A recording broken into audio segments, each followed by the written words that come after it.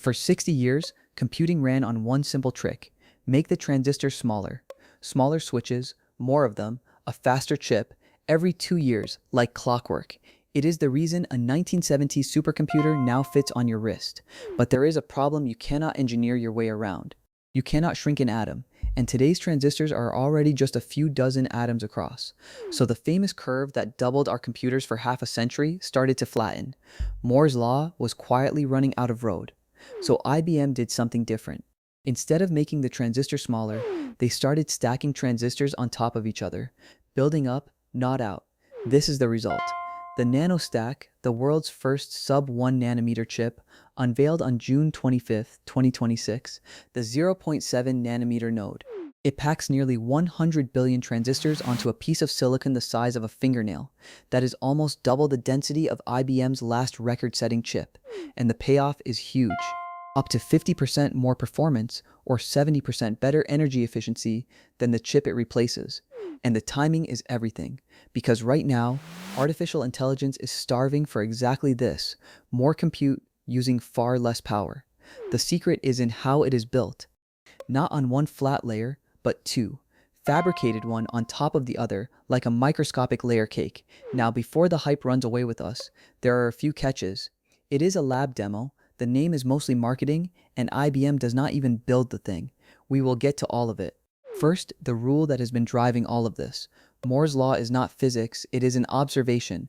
Roughly every 2 years, the number of transistors on a chip doubles. Double the transistors, double the power. That single trend took us from the mainframe to the phone in your pocket. But what actually is a transistor? Picture a tiny tap for electricity. Open the gate and current flows. That is a 1. Close it and the current stops. That is a 0. Line up billions of those switches, flipping billions of times a second, and that is every calculation your devices have ever done. To keep Moore's law going, those switches got almost impossibly small. In IBM's new chip, the part that actually does the switching is just 3 sheets of silicon, each about 15 atoms thick, stacked 9 nanometers apart. For scale, a single human hair is roughly 500,000 atoms wide, and that is exactly where physics fights back. Make the switch too thin, and electrons stop obeying. They quantum tunnel straight through the barrier that is meant to stop them, like a wall so thin people just walk through it. The transistor leaks, wastes power, and runs hot. This is the wall the whole industry slammed into. The way around it so far was a clever shape. The nanosheet, also invented by IBM, wraps the gate completely around the channel so it controls the current from every side. It is the best transistor we have, but on its own, it is still just one flat layer. To see how big this jump is, look at the chip it beats, IBM's own. Back in 2021, IBM stunned the industry with the first 2 nanometer chip, around 50 billion transistors on a fingernail. The Nanostack roughly doubles that, on the very same patch of silicon. So here is the real idea behind Nanostack. Think of a city. When you run out of land, you do not sprawl outward forever, you build skyscrapers. IBM did the same thing to the chip: stop spreading transistors sideways and start stacking them into the third dimension. It is the biggest change to how we lay out a chip in a generation. Concretely, that means taking 2 transistors that normally sit side by side and putting one directly above the other. Stack the 2 types together and you get what is called a CFET, a Complementary Field-Effect Transistor. 2 devices in the footprint of 1.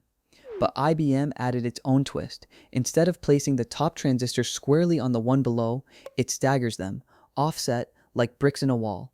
The company says that small shift makes the wiring dramatically simpler and the whole stack far easier to actually manufacture. And because the 2 layers are built separately, each one can get its own recipe. Different materials, tuned for different jobs, so the top transistor and the bottom transistor can each be optimized on their own. You simply cannot do that on a single flat sheet, and crucially, this is not just a drawing. IBM bonded the layers, wired them together, and demonstrated a working logic gate switching on and off exactly as predicted. They also showed the design shrinks memory cells by 40%, which matters enormously for AI. The man behind IBM Research, Jay Gambetta, did not undersell it.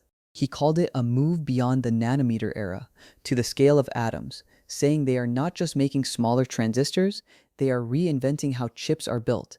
Not an incremental step, in his words, but a meaningful leap. And that is the bigger point. By stacking, IBM reopens a roadmap that looked closed.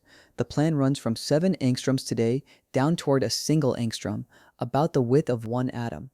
Each rung on that ladder is another generation of faster, cooler chips. Independent analysts say it could add 10 to 15 more years to Moore's Law. And why does that matter so much right now?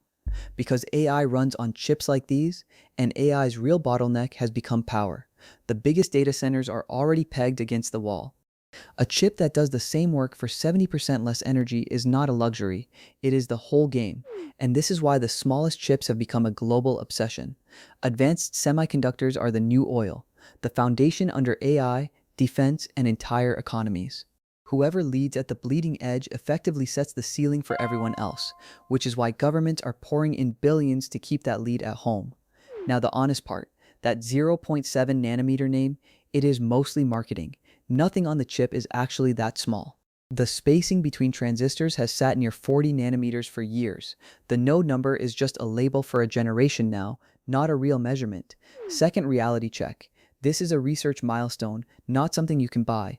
IBM says the earliest these chips reach real production is about 5 years out. The breakthrough is genuine, but it is a promise for the end of the decade, not this one. Third, stacking is brutally hard to manufacture. With 2 layers, if either the top or the bottom transistor fails, the entire chip is dead. That pushes defect rates up and yields down, and in this business, low yield means high cost. There is also a heat problem hiding in here. To build the second layer, you have to do it without melting the delicate connections in the first, keeping everything under about 400 degrees.